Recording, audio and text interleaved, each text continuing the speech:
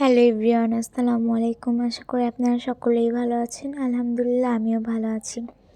আজকে আমার বাড়িতে সন্ধ্যায় চাপড়ি বানাচ্ছিল। চাপড়ি বানানোর জন্য এখানে চাল আর ডাল ধুয়ে ব্লেন্ডার করে নিয়েছি।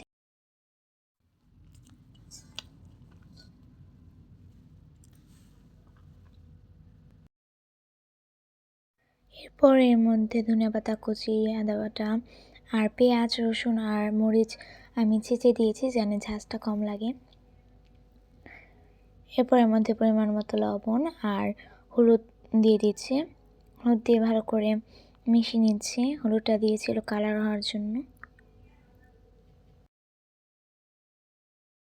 এরপর চুলায় একটা ফ্রাই প্যান বসিয়ে নিয়েছি। ফ্রাই প্যানটা গরম হলে একে একে চাপড়ি বানিয়ে নিচ্ছি। আর চাপড়ি কিন্তু গরমই খেতে হয়, ঠান্ডা হয়ে গেলে ভালো লাগে না। এর জন্য আমার আম্মু একটা একটা করে চাপড়ি বানিয়ে আমাদেরকে দিচ্ছিল, আমরা খাচ্ছিলাম আর আম্মু বানাচ্ছিল।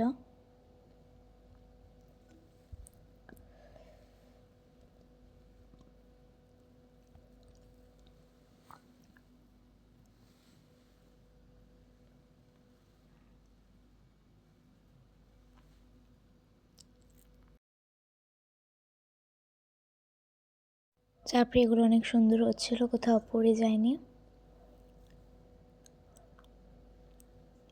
এরপর আম্মু এখানে আরেকটা চাপড়ি বানাচ্ছিল।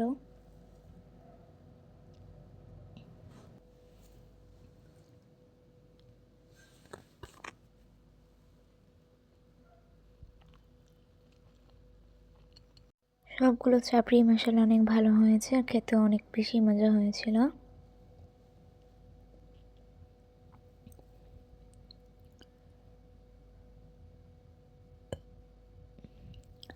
আম্মু এখানে একটা একটা করে আমাদেরকে বানিয়ে দিচ্ছিল।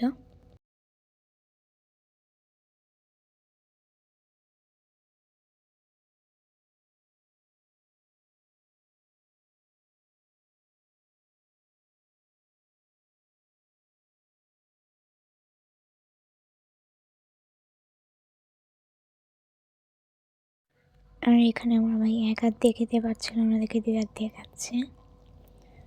আজকের ভিডিওটা ছিল এই পর্যন্তই। আশা করি আপনাদের ভালো লাগবে। ভালো লাগলে লাইক, কমেন্ট, শেয়ার করতে ভুলবেন না। আল্লাহ হাফেজ।